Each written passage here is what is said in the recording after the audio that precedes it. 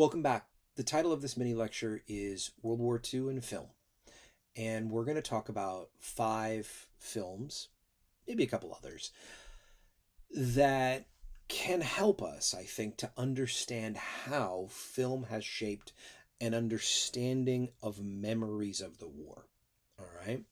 So let's get into it. So before we get into naming films, it's important for us to recognize uh, that film can do a lot, but it's not necessarily going to be an accurate representation of historical reality. Again, I'm not anti-film. I'm not, censoring anything, but it's not necessarily going to be an accurate representation of historical reality. Secondly, this idea of a battle of memory, of what we remember, film plays a role in that. Remember, there is a difference necessarily between history and then there's the idea of memory. There's the idea of nostalgia, right? And what does film deal with all of those, right? How do they kind of shape together? How do they work together? So that being said, the first thing I would note is Mrs. Miniver, right? So this is a film that comes out during the Second World War. It tells the story of an English woman, fairly well-to-do in a very small English village. And the idea is that the war begins and her family is affected and she has a young son who's going to end up in the RAF, and her family have to adjust to this process of war. Now, this was happening basically as the war is ongoing. This is a film that supposedly Winston Churchill was quite fond of.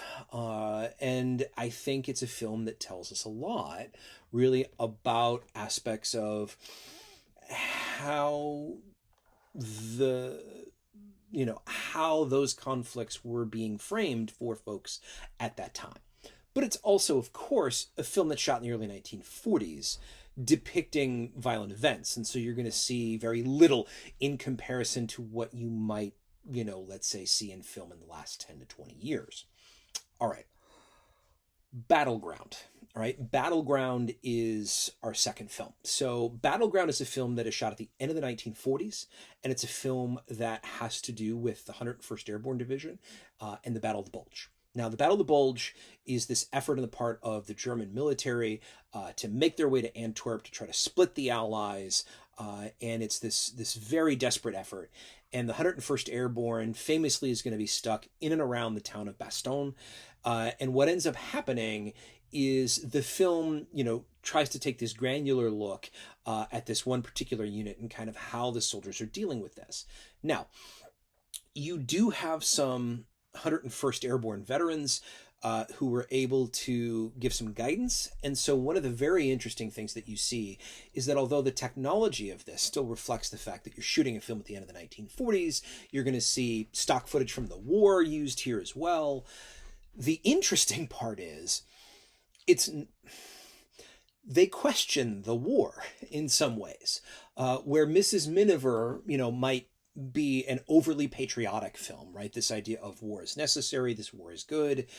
The soldiers aren't necessarily questioning the fact that they're, that whether or not what they're doing is right. It's more, it's cold and I want to go home, right? This is what these soldiers are saying, right? To paraphrase the film, right? And so Battleground is a really interesting film for kind of thinking about how did people think about the war, immediately afterwards. All right. Our third film is The Longest Day, and we could also count A Bridge Too Far in this as well. So The Longest Day tells the story of D-Day and the invasion of Normandy, and A Bridge Too Far, so Longest Day shot in the 1960s, early 1960s, Bridge Too Far shot in the 1970s. And what both of those do, along with the film Patton, which we could throw that in there as well, is they are these larger-than-life, very epic films which try to take very huge events and to try to distill them into an understanding of these very complex things.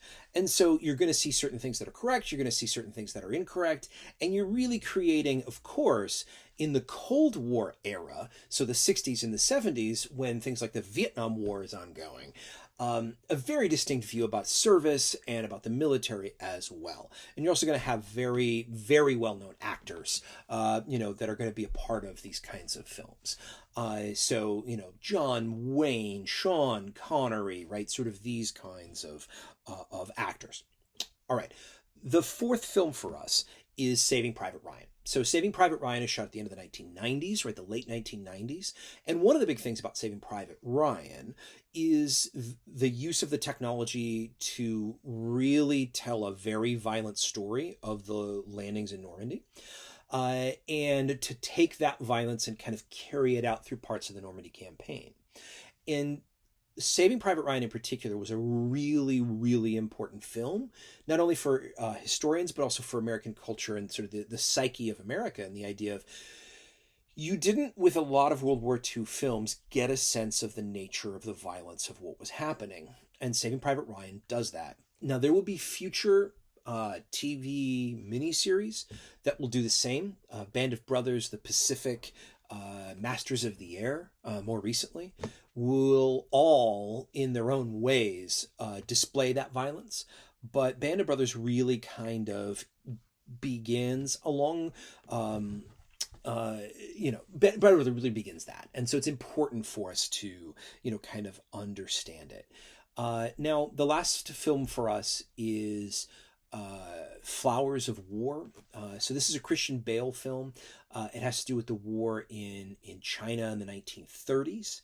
And it has to do with the role, and I'm going to use some words here in regards to sexual violence, and so it's important to make sure, to acknowledge that.